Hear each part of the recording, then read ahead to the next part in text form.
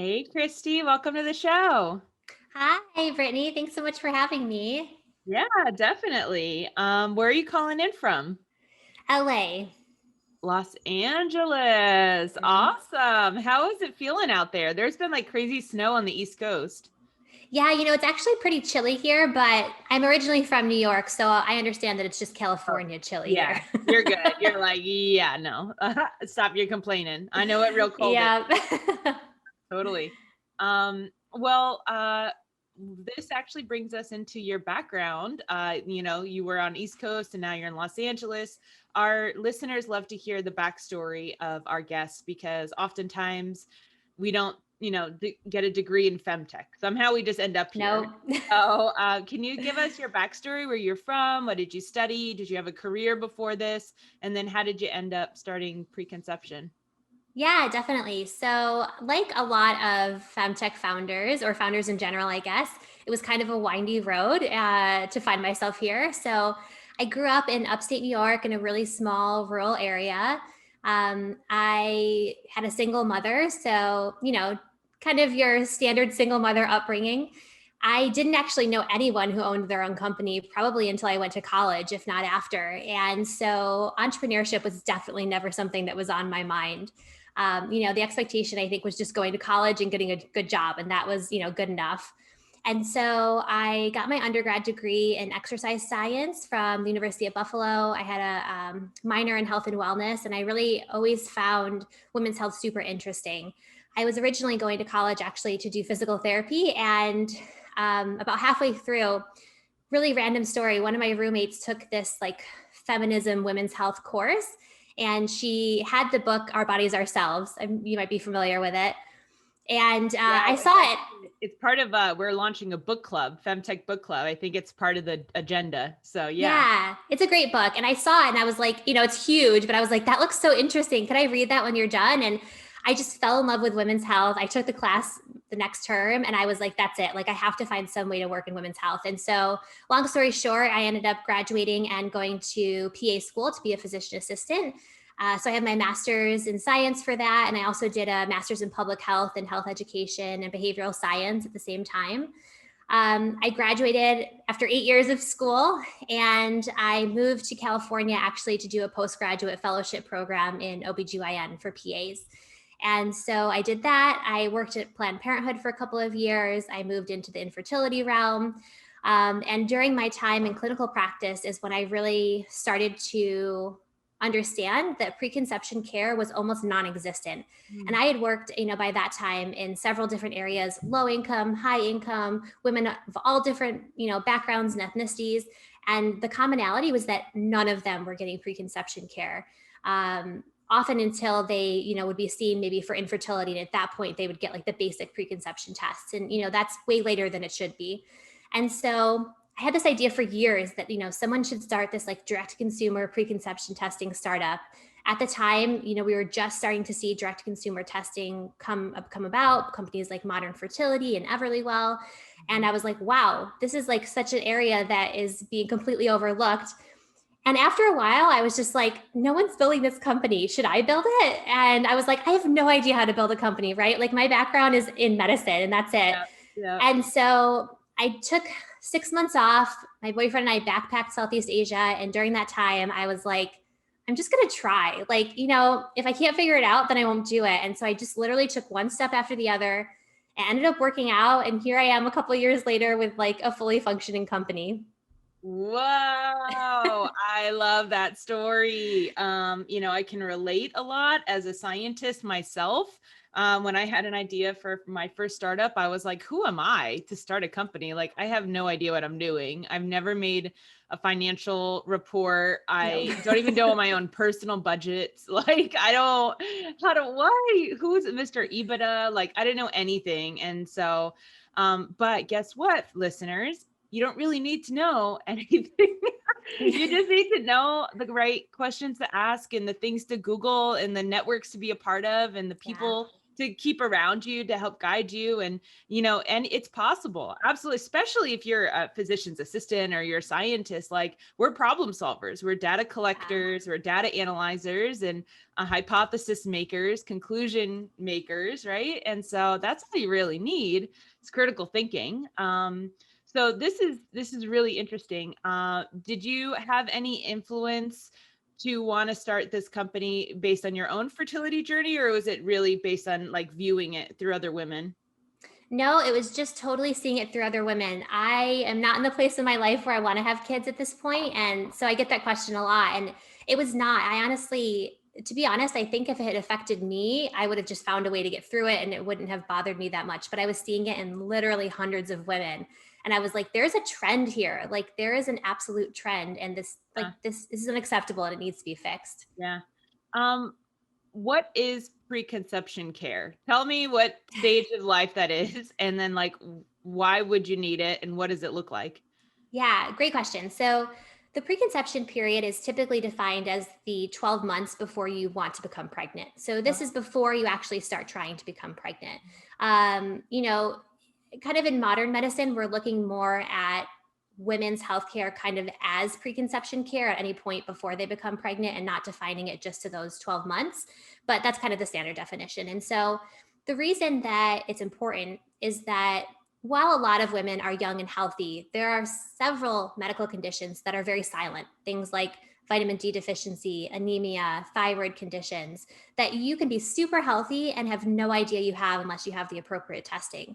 And there's a lot of medical guidelines that, define who should have this testing and when, but the one commonality is they all speak about the preconception period because there's very specific tests and very specific reasons. So as an example, if you have anemia before or during pregnancy, you're twice as likely to have a postpartum hemorrhage. That's a huge deal, right? Women die from postpartum hemorrhage. And so if you can just take very small steps like having testing and getting the appropriate supplementation before you become pregnant, you absolutely can change the outcome of your pregnancy. Wow. Like, wow. Really quickly, because we do have lots of listeners that are not backgrounds in science and public health. So what's anemia and did you say, not preeclampsia? That's not what you said. Postpartum hemorrhage. Hemorrhage. Yeah. So can you tell me about what those are? Totally. So anemia can actually be due to several nutrient deficiencies, but the most common one that's recognized is iron deficiency. So most women who are called anemic have an iron deficiency that's causing that, which means that it's really easy to fix. You just need to take more iron, whether that's eating more iron in your diet or taking a supplement. And postpartum hemorrhage is when you bleed excessively after delivery. So some bleeding is very normal, but after you get to a certain amount of heavy bleeding, it's considered a postpartum hemorrhage. And it can be really dangerous if you don't stop bleeding after delivery. Interesting. Quick question. Told you I was going to do this.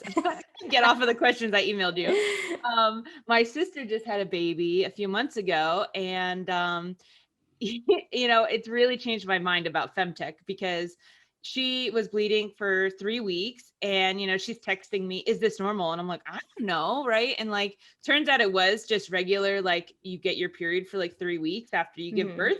But like, how does a woman know if she's hemorrhaging versus like, she's just having her period after? Or are you talking about like the blood is so intense in the hospital only, or is it when she's home? Or can you tell me more about that? How do you know? Yeah. So most postpartum hemorrhages happen directly after delivery. So, depending on where you give birth, whether that's at home or in a birth center or a hospital, the midwife or provider will be there to assess if it's too much bleeding. They have an idea of what's normal and what's not.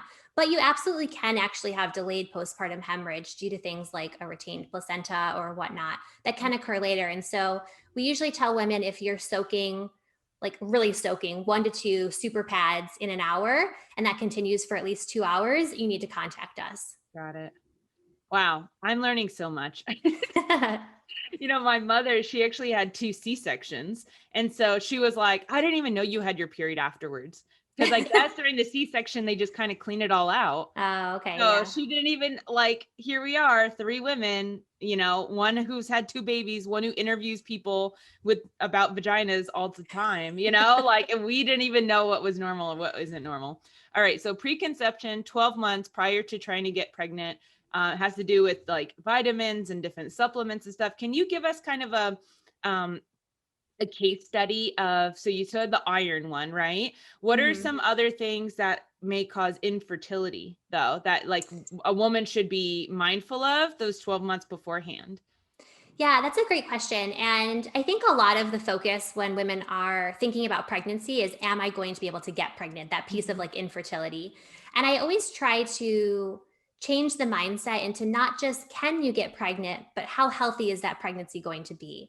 Because it's not just a matter of can you get pregnant or not, but if you can do things to make yourself or your pregnancy healthier, that's really where preconception care comes in.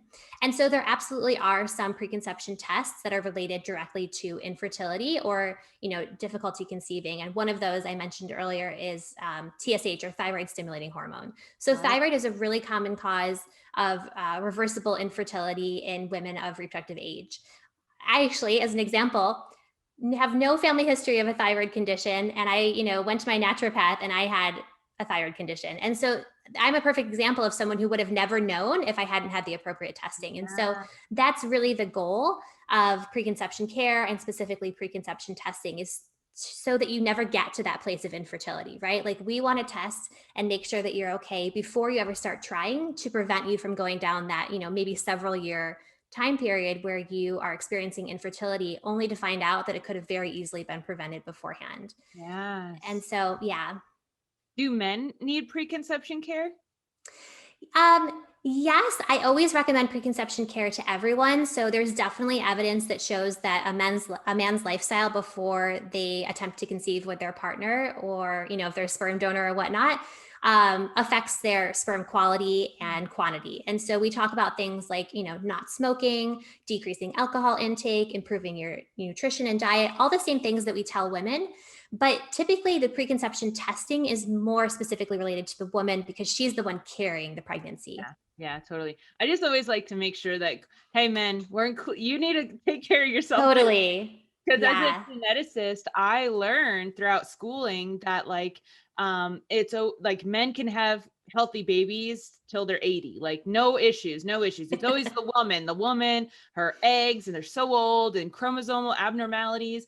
And then I got into my PhD program, and some new studies were coming out, and they Mhm. saw that actually men's age does matter. Totally. It has to do with point mutations. And so most point mutations are due to men and their age, and that has to do with DNA stability in their sperm. But for women it's the chromosomal. But it was like, we for decades we just always are like, it's the woman's fault, that's the woman, it's the woman, like for centuries they thought it was the woman who decided if it was going to be a girl or a boy baby. And then like someone finally discovered it was the sperm, X or Y chromosome, getting in there. And so it's like, listen up, men. Tango. Yeah. Um, so tell me about your company, PreConception. How do you help women in this 12-month period? Yeah, so I started preconception because not only did I notice that women were not getting preconception testing before pregnancy, but I noticed that providers weren't offering it. And so, like, my own colleagues were not talking about this with their patients. And I was having so many women that I would see at the very beginning of their pregnancy, their first prenatal visit, and we detect these things like anemia or thyroid problems, or maybe they should have had a vaccine booster before pregnancy. And at that point, it's a little bit too late. Like, not that you can't fix it in some ways, but you're kind of behind the ball. A lot of organ development happens in the baby in the first 8 weeks before a woman even knows that she's pregnant. And so some of these deficiencies or abnormalities in lab values actually can significantly affect the development of the baby. And so I was like, ooh, I just wish I had caught you a little bit earlier. And what I found was that women would say, oh, well, I went to my doctor and they just told me to take a prenatal vitamin and I'd be fine. And I was like, and they didn't do any testing? No, they just said I was healthy. And I'm like, how can they tell that if they didn't do any testing? And sure enough, I would talk to my colleagues and they'd be like, well, I mean, like preconception care, yeah, but like, women never really come to us before they get pregnant. Like there's so many unintended pregnancies and insurance doesn't cover that anyways. And so like, we don't even bother mentioning it. And I was like, what? Like, talk about taking the power away from women. You're just making this decision for them. And so I started preconception so that women could get testing without the need for a doctor's visit. And so essentially what they can do, we're nationwide.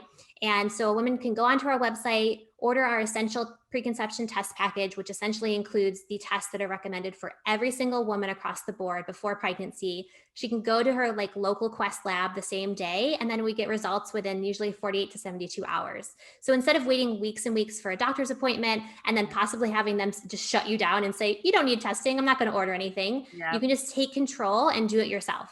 Oh my gosh, I love it. And when did you launch this? So we officially launched actually just about a year ago. It was a year in January, right before Amazing. COVID. Yes. And how has it been going? So honestly, this is my first company. I had no idea what I was doing when I launched. I knew the medicine part and I was really confident about that. And I have to say, I was overconfident about the ability to scale a company very quickly. And then COVID happened. Oh, And, you may or may not know this, but 30 to 50% of women have decided to postpone pregnancies because of COVID, which is no. not great for a preconception testing company. So, I mean, we had some, initial growth, and then we had some spotty growth after that, some like really big months and really small months. And that's kind of how we're going right now. We've completely bootstrapped the company. We haven't raised any funding. And so we're here to give it to women who want it. And we're just trying to, slowly spread the word about the importance of preconception care. Definitely. And so, you brought up insurance before with the doctor saying like, well, insurance doesn't even consider it real or blah, Yeah. is there any insurance coverage for your test and is it at a price that's accessible for all women? So there's no insurance coverage currently with our testing, although that's definitely something we're looking into because we recognize that some of the women who most need preconception testing can't afford it out of pocket. Yeah. Our current test price is $199 for our essential test package. That includes 9 tests, a 30-minute call with a preconception expert on our team, and we'll give you the information to send to your doctor if you want to review it with them as well. And so I have found from our feedback that it's accessible to most middle income people, I would say, but totally recognize it's not accessible to, people of lower socioeconomic status. And so that's what we're really working on, trying to partner with employers or insurance Yeah. companies to get this covered. Definitely. Yeah. So something that we work on a lot at Femtech Focus is accessibility and wondering how do we get women of all races, of all socioeconomic levels, access to the healthcare that they need because they're dying at disproportionate rates. And one of the things that keeps coming up for us in terms of like, what is the solution? It's passing Congress policies that has Medicaid and Medicare covering these things, because Absolutely. then the rest of the private insurance companies will then kind of come on board as well. And so I'm really excited about getting more and more uteri in the government because the more that they're there, the less, explaining we have to do as to why this is an important thing because they'll just know it, right? Like we are literally birthing taxpayers, right? If you That's want true. the nation to work, like we should have healthy taxpayers, right? We should invest in that. So interesting. And so they order the test, they take the test, they get this 30-minute consultation. How do they know if you're like you give them advice on like what they should be eating or doing? Like how do they know if it's improved? Yeah, so you can always retest. A lot of these parameters should have retesting, anemia being a big one. And so at this point, we've really launched with the idea that we're here to start the conversation on preconception care, but we do want you to follow up with your healthcare provider. And the feedback that we've gotten is when they have these tests beforehand, especially when there's an abnormality, they no longer get that, just take a prenatal vitamin and you'll be fine. The providers are like, oh, yeah, you're right. There is something you should do. Let's have a conversation about it. And Yeah. so we really encourage people to have their follow-up with healthcare providers if it's abnormal and do repeat testing there. But in the future, we definitely would love to do that like through our own platform and have everything kind of in-house. Totally. Do you think that it's going to increase the health of babies? Absolutely. There's evidence that you can decrease the miscarriage rate, you can decrease rates of infertility, decrease rates of things like ADHD and autism, premature births, preeclampsia. All of those have been shown specifically related to certain preconception tests and the results of those. Wow. And what about like if a woman's already on some kind of prescribed medication and she doesn't know that it, is not good for early development of a fetus? Like, is that something that your company like is bringing awareness to or like asks in some way when she gets the test done? Yeah, we don't ask anything about that now. Although I will say during our 30-minute calls, I get a lot of women who, don't just want to talk about their test results, and often want to talk about other areas of preconception care. And so we totally do that. I always recommend the website Mother to Baby. They have a great resource about medication before pregnancy. It's from the Organization of Teratology Information Specialists, I think. And so they have a great website, and I think they do an amazing job. So I always recommend they go there. But again, we really encourage them to speak with their healthcare provider because there's so many nuances on risks and benefits of medication before pregnancy. We have a podcast called the PreConception Podcast, and we actually did do an episode on the most common medications that women take before pregnancy, though. We spoke with a couple of pharmacists and tried to guide women in that way. So we do some education in our podcast as well. I love it. That's why your mic sounds so good. I actually was interviewed by a journalist the other day, and we finished the interview, and she said, wow, this is like just so important. I love Femtech. This is fantastic. And she told me this story of how she is on a certain kind of chronic illness medication. She went to her specialist, said, hey, I'm going to start trying to get pregnant. Do I need to do anything different with my meds? And he said, no, just like, let me know, like when you get pregnant, and we might change it then, but you're fine. And she got pregnant like within 2 weeks. Like it was like this crazy thing. Like she immediately got pregnant, called up the doctor, was like, I got pregnant. And he was like, oh no, like I thought that it would take you a lot longer. So actually we need to like change all your meds. And she was like, I literally just asked you like less than a month ago. And he was like, yeah, but I assumed that it would take you like 6 months to a year to get pregnant. So, and she's like, what? It makes no sense. That makes absolutely no sense. You're not the godfather of my uterus, like what, how did we're going to predict that? And, and just because it was like, we were running out of time, you were like, well, she'll be back for her appointment. We'll talk about it then, it's crazy. So that's kind of why I was asking that as well. Yeah. Stories like that kill me. Honestly, like I could tell you 100,000 stories just like that. And it's so upsetting. Because women are trying so hard, right, to be responsible, to like take control of their health, and they're relying on these people that you're supposed to be able to trust to give you good information, and they are failing women like all the time. And I say this as a healthcare provider myself, like we do a really bad job in certain areas of women's health, and preconception care is absolutely one of them. I feel like I have a job because we do a really bad job in most of it, but yes, also preconception care, because that's not even, I mean, I guess I could call it potentially maternal health, but I mean, I don't even have in the talks I give, the documents we create, the research we do, I don't even have that as its own category, preconception care, right? So like, even I'm like ignorant to that even being so that important. Wow. What are some of your future goals for your company? Great question. So we actually just got our plus test package approved. And so I mentioned earlier that our essential test package are the ones that are recommended for everyone, kind of baseline. Our plus test package has some of the ones that are recommended for certain women in high risk categories. And so these might be women who of certain ethnicities that have higher rates of certain medical conditions, women who are maybe overweight or obese or have chronic medical conditions. And so what we've developed, that I'm super excited about, that we'll be launching in the next few months, is our second test package that, along with an algorithm that we've developed, that essentially you can put in your health information and it will populate which preconception tests are recommended for you. And so we're super excited about that. I love it. And so can you tell us a little bit more about what factors go into that? Because I think a lot of times people, again, pre-pandemic, I think there was this horrible bias that everyone gets the same healthcare. Everyone has the same health risks, right? And now all of a sudden we're like, wait a second, like what's happening? And so, but people like you and I are like, yeah, we've been talking about this, like women's healthcare, it's not the same as men's healthcare. Black healthcare is not the same as white healthcare. So can you tell us what are some of the factors that actually go into a pregnancy being high risk or not? Yeah, so there are a lot of factors that go into it. The first two, I guess, biggest ones can be things like age and chronic medical conditions. And so, as well as actually race and ethnicity.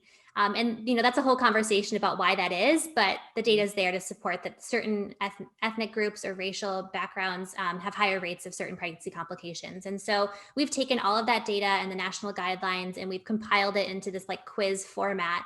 And so as an example, if you're someone who's 30 or older, you're at higher risk of having a thyroid problem and diabetes. And so that testing is recommended for you before conception. If you're a Black woman, you're at higher risk of having something like sickle cell. And so genetic carrier screening, which is genetic testing before pregnancy, would be recommended. I'm just trying to think here off the top of my head. If you are someone who avoids the sunlight or lives in northern climates, you're at higher risk of vitamin D deficiency. And so you'd want to be tested for vitamin D before pregnancy. So it takes into a lot of different factors, pretty much everything, like social, personal, family history as well. If you have a history of someone with like a thyroid problem or diabetes, high cholesterol, then you're someone who wants to be tested for those things as well. Do you ask them for their zip code? How do you know where they live?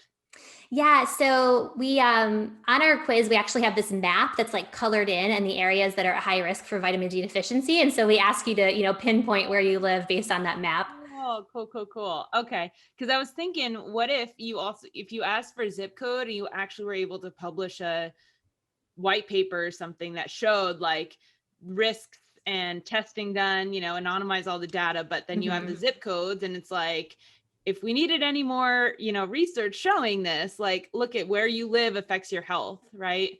But that's me just being. That's a great idea. I'm setting up an experiment in my mind. So this has been awesome. I think that obviously, like I said before, women's health is everyone's health. We're not just birthing women. We don't just live with women. We need to prioritize preconception health for women because it's also about the baby's health, right? And the family. So I have two last questions that our listeners love. The first one is, if someone wanted to start a femtech company, what's an area in women's health and wellness that you think still needs innovating? Well, the preconception arena, for sure. I would be happy to have any other players in this space. I'm all about, community over competition. And so this is a space that is 100% still left out. We're the only direct-to-consumer preconception testing company out there currently. And so that's definitely one. Honestly, I was thinking about this question beforehand, and there's so many areas it's hard to pick one. One other area that's kind of niche, but that I've found in my clinical practice has some deficiencies is also cervical cancer screening. And so while a lot of women understand that they need to get PAPs every so often and whatnot, there's really poor tracking of those results. And a lot of people don't really understand that the recommendation for future screening actually has to do with your prior screening tests. And so what happens is, people switch insurances and doctors and all of that.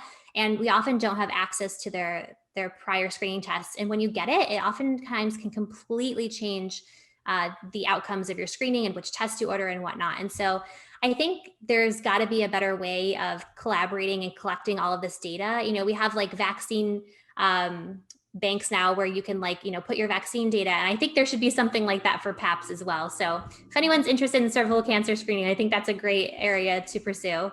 Oh, I love that. And maybe for breast cancer too, like a centralized data bank of all of your stuff. And maybe some really smart person makes it blockchain enabled. So it's super secure and but you're able to quickly, I know electronic medical records are getting better and better, but something that kind of prioritizes women's health. I know there's a company called Eggs Chain, and they're using blockchain to track donated eggs and sperm because right now it's like literally like markers on the side of a tube, and then it gets put in a freezer, and they're like, okay, we tracked it. And it's like, we're in 2021. Using notes to track eggs is like probably could use them updating. So the cervical cancer, breast cancer database, that would absolutely be important. And then the last question we have is, what do you think the femtech industry as a whole needs the most right now in order to be successful? More funding. There's a lot of front-facing, I don't even know what to say about it. There's a lot of people who on the outside say, yeah, we support women, we support femtech, we support people of color. And when it comes right down to it, like the data just isn't supporting that. Like you're not actually supporting them. When you're looking at female companies, you're still looking at them with a different lens, and you're not giving them the funding that they need. And having a bootstrapped company, it's hard, right? Like you have to work a different job and do your company. You just can't grow as fast. And while there's some freedom in bootstrapping, we were actually the only company, to my knowledge, that is a direct to consumer testing company that launched without funding, which I was super proud of. But like investors weren't that impressed with. And I was like, I did it without you guys. Like, shouldn't that be impressive, But because of that, we didn't have the same marketing budget that some of these other companies had to compete, with them. And luckily, we don't have competitors that are in our direct space, but it just makes it really hard to grow at a rate and like help the number of women that you want to, because that's my ultimate goal. Like I never wanted to grow a femtech company. That was not my goal. Like I don't care about the money. It's really about like giving women access to these tests because they're not getting it. And that's like my only goal. But obviously investors look at things like growth and whatnot and revenue, and they're so focused on the numbers. And I just don't think there's enough investors that one, like are social investors, and two, are really able to separate the founder and like their background from the investment strategy. We know that men get more money and they're less successful than women, and so that tells me that there's still a mismatch when you're looking at that. 100%.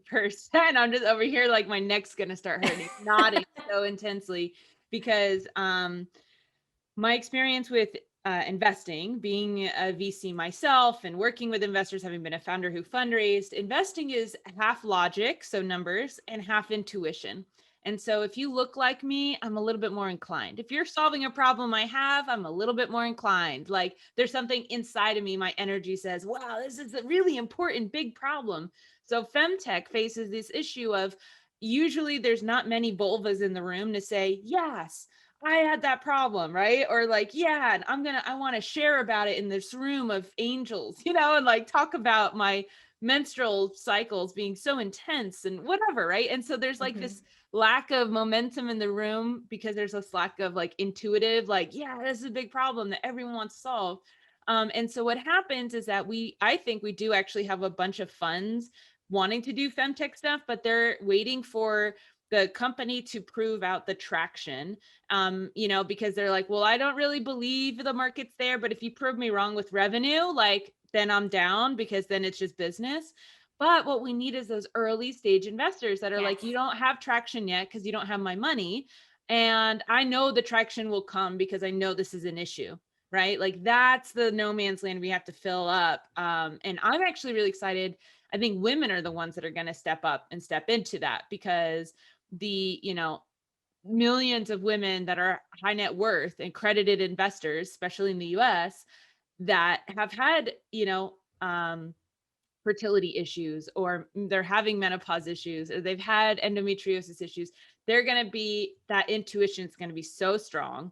And I hope that we can start getting them into the investment game, because the more we get women into investing, the less we have to beg men to fund us.